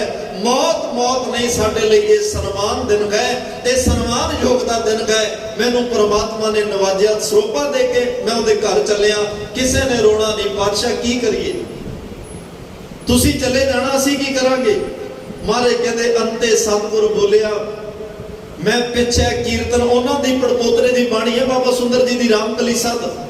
धन गुरु अमरदास साहब कहते अंते सतगुरु बोलिया, मैं पिछे कीर्तन करियो निर्वाण जियो, केसो गोपाल पंडित सदियो, हर हर कथा पढ़े पुराण जियो। भाई मेरे तो बाद केसो किसी पंडित का नाम नहीं, पंडित के अर्थ विद्वान ने, पंडित भाव विद्वाना नूं बुलायो। केसो ओ अकाल पुरख वाहिगुरू परमात्मा की उस्तत करियो, गुरबाणी का कीर्तन करियो, गुरबाणी का जिहड़ा ओदी व्याख्या करियो, मेरा मरना भी सफल हो जाएगा। यही उपदेश है साडे जान तो बाद रोना नहीं, रब्बी बाणी दे नाल जुड़ना है। ते अज वो दिन है भाई जदों धन गुरु अमरदास महाराज 22 साल गुरता गद्दी ते असीम रह के दुनिया की झोली सुख पाउंदे हुए, नाम की दात पाउंदे हुए, सेवा की जांच सिखाउंदे हुए, धन श्री गुरु रामदास नूं तख्त ते विराजमान करके सूरज किरण मिले, जल का जल हुआ राम, ज्योति ज्योत रली, संपूर्ण थिया राम, परमात्मा विच अभेद हो गए। अज वो दिन है तो उसे गुरु की वडियाई विच आपां जुड़े हुए हैं। धन गुरु अमरदास साहब सच्चे पातशाह तो हुण सुनिए कि महाराज तुहाडा नावण किहो जिहा। महाराज कहते मेरा इशनान नाम विच नहाउणा ही मेरा इशनान है। मैं बाहरी तीर्थां ते यकीन नहीं करता, पहलां बड़े कीते कुछ नहीं बनया, हुण मैं नाम विच नहा के ही अपने मन की तसल्ली समझदा हां, मन की संतुष्टि हुंदी ते मेरा मन निर्मल हुंदा है। ते महाराज साहब कहंदे आ नाम नहावण नाम रस खाण, लोग बाहरले खाणिਆਂ चों रस लैंदे आ ते मैं वो 36 पदार्थां दा रस परमात्मा दा नाम जप के लै रिहा। जेड़ा रस मैनूं ओहदे चों आ रिहा, बीखे पन फीके त्याग नहीं सकीए। हुण तां शक्कर खंड नवात गुड़ माखियो मांझा दुध, सभे वस्तु मिठिया रब ना पुजन तुध। हुण तां जेड़ा रस नाम चों आ रिहा, बाहरले पदार्थां चों नहीं आ रिहा। मेरा रस भी खाणिਆਂ विचों नाम दा रस है, और भोजन नाम रस, अते भोजन दा रस वो भी नाम दा रस है। ਮਹਾਰਾਜ ਸਾਹਿਬ ਕਹਿੰਦੇ ਆ ਸਦਾ ਚਾਹੇ ਮੁੱਖ ਮਿਸ਼ਟ ਬਾਣੀ। ਚਾਹੇ ਦਾ ਅਰਥ ਹੁੰਦਾ ਚਾਹ, ਉਤਸ਼ਾਹ। ਸਦਾ ਹੀ ਮਨ ਵਿੱਚ ਖੇੜਾ, ਉਤਸ਼ਾਹ, ਚਾਹ ਬਣਿਆ ਰਹਿੰਦਾ ਹੈ। ਹੁਣ ਜਿਹਦਾ ਨਾਮ ਰਸ ਖਾਣਾ ਹੋਵੇ, ਜਿਹਦਾ ਨਾਮ ਇਸ਼ਨਾਨ ਹੋਵੇ, ਜਿਹਦਾ ਨਾਮ ਭੋਜਨ ਰਸ ਹੋਵੇ, ਤੇ ਜਿਹਨੂੰ ਹਰ ਵੇਲੇ ਪਰਮਾਤਮਾ ਦੇ ਨਾਮ ਦਾ ਚਾਹ ਚੜਿਆ ਰਵੇ, ਇਹੋ ਜਿਹੇ ਧੰਨ ਗੁਰੂ ਅਮਰਦਾਸ ਹਮੇਸ਼ਾ ਹੀ ਉਹਨਾਂ ਦੇ ਮੁਖਾਰ ਬਿੰਦ ਤੋਂ ਮਿੱਠੇ ਮਨ ਨੂੰ ਤਸੱਲੀ ਦੇਣ ਵਾਲੇ ਸ਼ਬਦ ਨਿਕਲਦੇ ਹਨ। ਧੰਨ ਸਤਿਗੁਰ ਸੇਵਿਓ ਜਿਸ ਪਸਾਏ ਗਤ ਆਗਮ ਜਾਣੀ। ਧੰਨ ਸਤਿਗੁਰ ਦੇ ਅਰਥ ਧੰਨ ਧੰਨ ਸ਼੍ਰੀ ਗੁਰੂ ਅੰਗਦ ਦੇਵ ਮਹਾਰਾਜ। ਗੁਰੂ ਅਮਰਦਾਸ ਸਾਹਿਬ ਨੇ ਧੰਨ ਗੁਰੂ ਅੰਗਦ ਦੇਵ ਪਾਤਸ਼ਾਹ ਦੇ ਚਰਨ ਪਰਸੇ। ਗੁਰੂ ਅੰਗਦ ਦੇਵ ਸਾਹਿਬ ਮਹਾਰਾਜ ਦੀ ਸੇਵਾ ਕੀਤੀ, ਉਹਨਾਂ ਦੇ ਚਰਨਾਂ ਵਿੱਚ ਰਹੇ। ਜਿਹੋ ਜੀ ਸੇਵਾ ਮਿਲੀ ਉਹ ਸੇਵਾ ਕਰਦੇ, ਨਾਲ ਨਾਲ ਅੰਦਰ ਨਾਮ ਨੂੰ ਵਸਾਇਆ, ਨਾਮ ਨੂੰ ਧਿਆਇਆ। ਅੱਜ ਐਡੀ ਬਖਸ਼ਿਸ਼ ਬਣੀ ਜਿਸ ਪਸਾਏ ਗਤ ਅਗਮ ਜਾਣੀ। ਜਿਹਦੀ ਕਿਰਪਾ ਬਖਸ਼ਿਸ਼ ਰਹਿਮਤ ਦੇ ਨਾਲ, ਜਿਹਦੀ ਅਪਾਰ ਕਿਰਪਾ ਬਖਸ਼ਿਸ਼ ਦੇ ਨਾਲ ਗਤ ਅਗਮ ਜਾਣੀ। ਉਹ ਅਕਾਲ ਪੁਰਖ ਵਾਹਿਗੁਰੂ ਜਿਹੜਾ ਅਗਮ ਦੇ ਅਰਥ ਹੁੰਦਾ ਪਹੁੰਚ ਤੋਂ ਬਾਹਰ, ਜਿਹੜਾ ਪਹੁੰਚ ਤੋਂ ਬਾਹਰ ਸੀ। ਗੁਰੂ ਅਮਰਦਾਸ ਸਾਹਿਬ ਨੇ ਗੁਰੂ ਅੰਗਦ ਸਾਹਿਬ ਦੀ ਸੇਵਾ ਕਰਕੇ ਉਸ ਪਰਮਾਤਮਾ ਦੀ ਗਤ ਨੂੰ ਜਾਣ ਲਿਆ ਹੈ। ਕੁਲ ਸੰਭੂ ਸਮੁਦਰੇ ਪਾਇਆ ਨਾਮ ਨਿਵਾਸ। ਵੈਸੇ ਆਮ ਤੌਰ ਤੇ ਧਰਮ ਦੀ ਦੁਨੀਆ 'ਚ ਇਹ ਗੱਲ ਬੜੀ ਪ੍ਰਚਲਿਤ ਹੈ ਕਿ ਨਾਮ ਜਪਣ ਵਾਲੇ ਦੀਆਂ 21 ਕੁਲਾਂ ਜਿਹੜੀਆਂ ਉਹ ਤਰ ਜਾਂਦੀਆਂ, 7 ਨਾਨਕਿਆਂ ਦੀਆਂ, 7 ਦਾਦਕਿਆਂ ਦੀਆਂ, 7 ਸਹੁਰਿਆਂ ਦੀਆਂ। ਪਰ ਇੱਥੇ ਗੁਰਮਤਿ ਨੇ ਫਿਰ ਨਵੀਂ ਗੱਲ ਮਹਾਰਾਜ ਕਹਿੰਦੇ ਗੁਰਮੁਖ ਕੋਟ ਉਧਾਰ ਦਾ ਦੇ ਨਾਵੇਂ ਏਕ ਕਣੀ। ਗੁਰਮੁਖ ਦਾ ਭਾਈ ਕਰੋੜਾਂ ਕੁਲਾਂ ਦਾ ਭਲਾ ਕਰਨ ਦੀ ਤਾਕਤ ਰੱਖਦਾ ਹੈ। ਗੁਰਮੁਖ ਤਾਂ ਇੱਕ ਗੁਰਮੁਖ ਨਾਮ ਜਪੇ, ਕਰੋੜਾਂ ਦਾ ਭਲਾ ਕਰਨ ਦੀ ਉਹਦੇ ਕੋਲ ਸਮਰੱਥਾ ਹੁੰਦੀ ਹੈ। ਇੱਥੇ ਧੰਨ ਗੁਰੂ ਅਮਰਦਾਸ ਪਾਤਸ਼ਾਹ ਨੇ ਗੁਰੂ ਅੰਗਦ ਸਾਹਿਬ ਦੇ ਚਰਨਾਂ ਚੋਂ ਨਾਮ ਦੀ ਦਾਤ ਪ੍ਰਾਪਤ ਕੀਤੀ। ਕੁੱਲ ਸੰਭੂ ਸਮੁਦਰੇ, ਜਿਹੜੇ ਸੰਗਤਾਂ ਦੇ ਸਮੂਹ ਸਨ, ਆਪਣੀਆਂ ਕੁਲਾਂ ਸਨ, ਗੁਰਸਿੱਖਾਂ ਦੀਆਂ ਕੁਲਾਂ ਸਨ, ਜਿਹੜੇ ਭਾਈ ਪਾਰੋ ਹੰਸ ਵਰਗੇ ਹੋਏ, ਇੰਨੇ ਪਿਆਰੇ ਸਿੱਖ ਜਿਹੜੇ ਮਹਾਰਾਜ ਸਾਹਿਬ ਦੇ ਹੋਏ, ਉਹਨਾਂ ਦੀਆਂ ਕੁਲਾਂ ਤਰੀਆਂ, ਕੁਲਾਂ ਦੇ ਸਮੂਹ ਤਰ ਗਏ। ਪਾਇਓ ਨਾਮ ਨਿਵਾਸ, ਕਿਉਂਕਿ ਹਿਰਦੇ ਵਿੱਚ ਉਹ ਪਰਮਾਤਮਾ ਦਾ ਨਾਮ ਜਿਹੜਾ ਨਿਵਾਸ ਕਰ ਚੁੱਕਿਆ, ਡਿੱਗ ਚੁੱਕਿਆ, ਉਸ ਨਾਮ ਦੀ ਬਰਕਤ ਨਾਲ ਕੁਲਾਂ ਦੇ ਸਮੂਹ ਤਰ ਗਏ ਹਨ। ਸਕਯਥ ਜਨਮ ਕਲ ਉਚਰੈ ਗੁਰ ਪਰਸਿਓ ਅਮਰ ਪ੍ਰਕਾਸ਼। ਭੱਟ ਕਲ ਸਾਹਿਬ ਉਚਾਰਨ ਕਰ ਰਹੇ ਨੇ, ਉਹਨਾਂ ਦੀ ਮੁਬਾਰਕ ਰਸਨਾ ਤੋਂ ਇਹ ਬੋਲ ਨਿਕਲ ਰਹੇ ਨੇ ਕਿ ਸਕਯਥ ਜਨਮ, ਸਫਲ ਜਨਮ ਹੋ ਗਿਆ, ਗੁਰ ਪਰਸਿਓ ਅਮਰ ਪ੍ਰਗਾਸ। ਭੱਟ ਕਲ ਸਾਹਿਬ ਕਹਿੰਦੇ ਭਾਈ ਸਾਡਾ ਜਨਮ ਸਫਲ ਹੋ ਗਿਆ, ਸਕਾਰਤ ਹੋ ਗਿਆ। ਸਾਡਾ ਜੀਵਨ ਜਿਹੜਾ ਉਹ ਪਰਮਾਤਮਾ ਦੇ ਘਰ ਵਿੱਚ ਪਰਵਾਨਿਆ ਗਿਆ, ਕਿਉਂਕਿ ਗੁਰ ਪਰਸਿਓ ਅਮਰ ਪ੍ਰਗਾਸ, ਉਸ ਗੁਰੂ ਅਮਰਦਾਸ ਪਾਤਸ਼ਾਹ ਨੂੰ ਪਰਸਿਆ, ਸਪਰਸ਼ ਕੀਤਾ, ਜਿਹਦੇ ਅੰਦਰ ਨਾਮ ਦਾ ਪ੍ਰਕਾਸ਼, ਨਾਮ ਦਾ ਚਾਨਣ, ਨਾਮ ਦਾ ਚਿਰਾਗ ਦੀਵਾ ਜਗ ਰਿਹਾ ਹੈ। ਉਹ ਦੀਵਾ ਜਗਦਾ ਜਿਹੜਾ ਕਰੋੜਾਂ ਬੁਝੇ ਹੋਏ ਦੀਵਿਆਂ ਨੂੰ ਜਗਾਉਣ ਦੀ ਸਮਰੱਥਾ ਰੱਖਦਾ। ਔਰ ਗੁਰੂ ਅਮਰਦਾਸ ਸਾਹਿਬ ਨੇ ਪਤਾ ਨਹੀਂ ਕਿੰਨਿਆਂ ਅਣਗਿਣਤ ਜੀਵ ਜੰਤੂਆਂ ਦੇ ਅੰਦਰ ਬੁਝੇ ਹੋਏ ਦੀਵਿਆਂ ਨੂੰ ਨਾਮ ਦੀ ਨਾਲ ਚਿਣਗ ਲਾ ਕੇ ਉਹ ਬੁਝੇ ਦੀਵੇ ਜਗਾ ਕੇ ਪਰਮਾਤਮਾ ਨਾਲ ਜੋੜ ਦਿੱਤਾ। ਅੰਤਰ ਆਤਮੇ ਐਸਾ ਪ੍ਰਕਾਸ਼ ਗਿਆਨ ਦਾ ਬਖਸ਼ਿਆ, ਜਿਹਦੇ ਨਾਲ ਜਨਮਾਂ ਜਨਮਾਂ ਦਾ ਪਿਆ ਅੰਧਕਾਰ, ਅਗਿਆਨ ਦਾ ਹਨੇਰਾ, ਕਾਲਕ ਜਿਹੜੀ ਸੀ ਉਹ ਖਤਮ ਹੋ ਗਈ। ਜਿਹੜੇ ਬਾਹਰ ਤੀਰਥਾਂ ਦੇ ਜਾ ਕੇ, ਜੰਗਲ ਬੇਲਿਆਂ 'ਚ ਜਾ ਕੇ, ਸ਼ਰੀਰਾਂ ਦੇ ਸਵਾਹ ਮਲ ਕੇ, ਜਲ ਧਾਰੇ ਕਰਕੇ, ਬੜੇ ਕਰਮ ਕਰਕੇ ਰੱਬ ਨੂੰ ਲੱਭਣ ਦਾ ਯਤਨ ਕਰ ਰਹੇ ਸਨ, ਉਹਨਾਂ ਦੇ ਅੰਦਰ ਇਹੋ ਜੀ ਨਾਮ ਦੀ ਚੜਕ ਲਾਈ। ਉਹਨਾਂ ਅੰਦਰੋਂ ਹੀ ਸਾਰਿਆਂ ਨੇ ਪਰਮਾਤਮਾ ਨੂੰ ਪਾ ਲਿਆ, ਅੰਦਰੋਂ ਹੀ ਅਕਾਲ ਪੁਰਖ ਦੇ ਦੀਦਾਰ ਗੁਰੂ ਅਮਰਦਾਸ ਸਾਹਿਬ ਨੇ ਕਰਾ ਦਿੱਤੇ। ਸੋ ਇਹ ਧੰਨ ਗੁਰੂ ਅਮਰਦਾਸ ਸਾਹਿਬ ਦੀਆਂ ਵਡਿਆਈਆਂ। ਭੱਲੇ ਅਮਰਦਾਸ ਗੁਣ ਤੇਰੇ, ਤੇਰੀ ਉਪਮਾ ਤੋਏ ਬਣ ਆਵੇ। ਸਾਰਾ ਦਿਨ ਲੱਗੇ ਰਹੀਏ, ਸਾਰੀ ਜ਼ਿੰਦਗੀ ਲੱਗੇ ਰਹੀਏ। ਗੁਰੂ ਸਾਹਿਬਾਨਾਂ ਦੀਆਂ ਵਡਿਆਈਆਂ ਖਤਮ ਨਹੀਂ ਹੋਣੀਆਂ। ਬਸ ਕਿਣਕਾ ਏਕ ਜਿਸ ਜੀ ਵਸਾਵੈ, ਇੱਕ ਕਿਣਕਾ। ਉਹ ਕਿਹੜਾ ਕਿਣਕਾ ਗੁਰੂ ਨੂੰ ਕਹੀਏ, ਸਤਿਗੁਰੂ ਤੁਸੀਂ ਜਾਣਦੇ ਹੋ, ਉਹ ਕਿਣਕਾ ਸਾਡੀ ਝੋਲੀ 'ਚ ਪਾ ਦਿਓ, ਜਿਹਦੇ ਨਾਲ ਇਹ ਜੀਵਨ ਲੋਕ ਸੁਖੀਏ, ਪਰਲੋਕ ਸੁਹੇਲੇ, ਨਾਨਕ ਹਰ ਪ੍ਰਭ ਆਪੇ ਮਿਲੇ ਦੇ ਭਾਗੀ ਬਣ ਸਕੀਏ। ਇੰਨੀਆਂ ਬੇਨਤੀਆਂ ਪ੍ਰਵਾਨ, ਤਮਾਮ ਭੁੱਲਾਂ ਚੁੱਕਾਂ ਦੀ ਖਿਮਾ ਦੇਹੋ ਸੱਜਣ ਅਸੀਸੜੀਆਂ ਜੋ ਹੋਵੇ। ਸਾਹਿਬ ਸੁਮੇਲ ਆਪ ਸੰਗਤ ਦਾ ਧੰਨਵਾਦ, ਬੜੇ ਪਿਆਰ ਵਿੱਚ ਬੈਠ ਕੇ ਸਰਵਣ ਕੀਤਾ। ਸਾਹਿਬ ਸ੍ਰੀ ਗੁਰੂ ਗ੍ਰੰਥ ਸਾਹਿਬ ਮਹਾਰਾਜ ਸਿੰਘ ਸ਼ਹੀਦ ਬਾਬਾ ਜੀ ਦਾ ਧੰਨਵਾਦ, ਜਿਨ੍ਹਾਂ ਵਿੱਚ ਵਰਤ ਕੇ ਸੇਵਾ ਲਈ। ਆਓ ਆਖਰੀ ਪੰਕਤੀਆਂ ਦਾ ਪਾਠ ਸਰਵਣ ਕਰਕੇ ਸਮਾਪਤੀ ਕਰੀਏ ਜੀ। ਕੁਲ ਸੰਭੂ ਸਮੁਦਰੇ ਪਾਇਆ ਨਾਮ ਨਿਵਾਸ। ਸਕਯਥ ਜਨਮ ਕਲ ਉਚਰੈ ਗੁਰ ਪਰਸਿਓ